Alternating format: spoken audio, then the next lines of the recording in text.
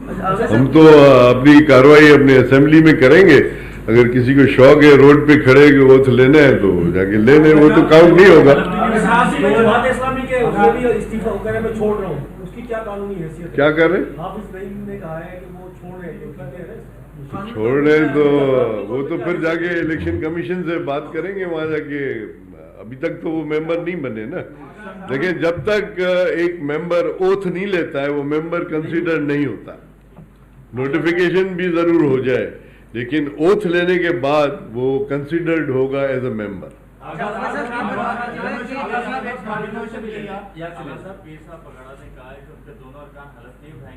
اور یہاں پہ جس دن حلف برداری ہوگی وہ بھی کریں گے اور کسی کو حلف بھی نہیں اٹھانے دیں گے. آپ کیا کہیں؟ اب یہ تو کہنے کی بات ہے نا, وہ جب ٹائم آئے گا تو ہم بھی دیکھیں گے.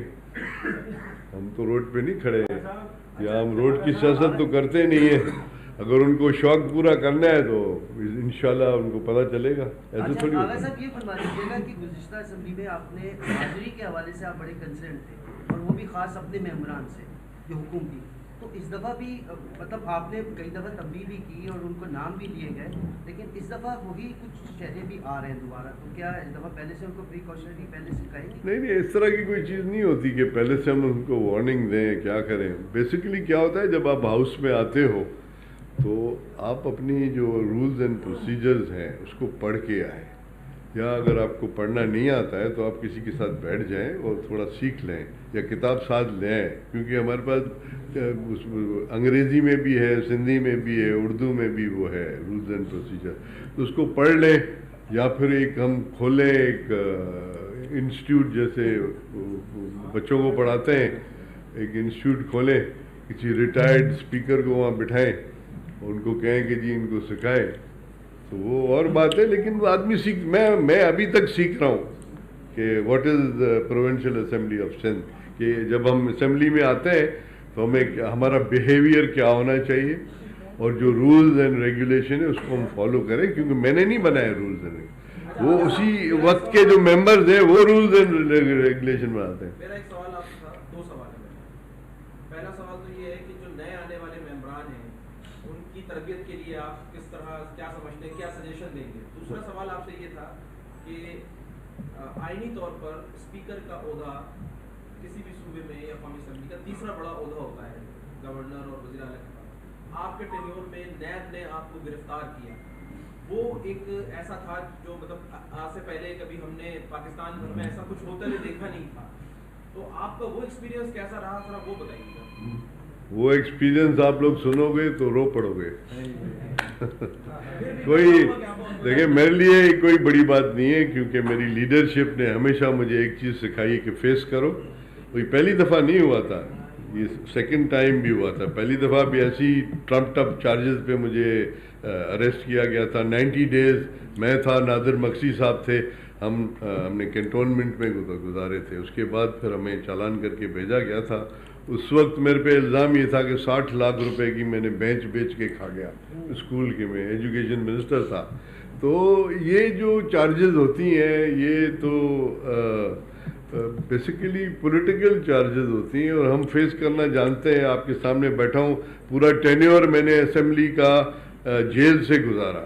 میں لانڈی جیل سے آتا تھا, یہاں کے اسمبلی چلاتا تھا. آپ نے دیکھا میں نارمل تھا, میں آگے یہاں رویا ہویا نہیں, یہاں میں نے آگے کسی کے آگے ہاتھ نہیں جوڑے, کیونکہ فیس کر رہے ہیں نا ہم. ابھی بھی میں فیس کر رہا ہوں وہی چارجز, ابھی بھی میری کورٹ ہے. تو یہ ساری چیزیں ہماری لیڈرشپ نے ہمیں سکھائی ہے. ہماری لیڈرشپ کی جو قربانی ہے کئی دنیا میں مثال ہی نہیں ملتی ہے. شہید ذوالفقار علی بھٹو صاحب کی, شہید محترمہ بے نظیر بھٹو صاحبہ کی. تو جب وہ اتنی بڑی قربانی دیتے ہم کیا ہے, ہم تو ورکر ہیں نا, ہم تو فیس کرنا جانتے ہیں, ہم فیس کریں گے.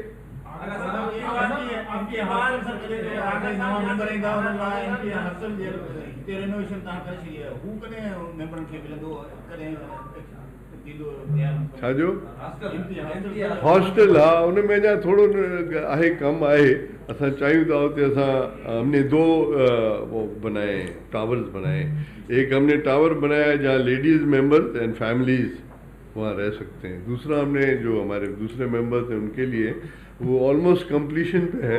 جیسے ہی فنڈنگ اس کی پوری ہو جائے گی تو اس کا اختتام کر لیں گے.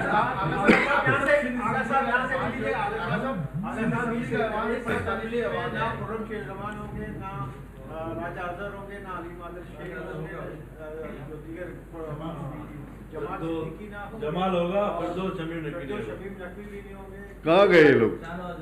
کس کو یاد کریں گے زیادہ آپ؟ میں تو اللہ کو یاد کرتا ہوں اور اللہ کی مدد سے میں ہر چیز موو کرتا ہوں. ممبرز ہیں آتے ہیں اپنا رول پلے کرتے ہیں. وہ اپنی ان کی جو طریقہ کار ہے وہ آپ کو نظر آتا ہے. وہ تو آپ نے سب نے دیکھا ہے سب کا رول کہ کون کیا رول پلے کرتا ہے. میری کوشش یہی تھی کہ میں ان کو سمجھاؤں کہ پارلیمنٹیرین طریقہ کار کیا ہے. وہ نہیں سمجھے ہم کیا کر سکتے ہیں. بڑا ایوان ہے, اس کا نام ہے اسمبلی کا تاریخی ایوان ہے. لوگ منتخب ہو کر یہاں پر آ کر انہوں نے عوام کے لیے کام کیے.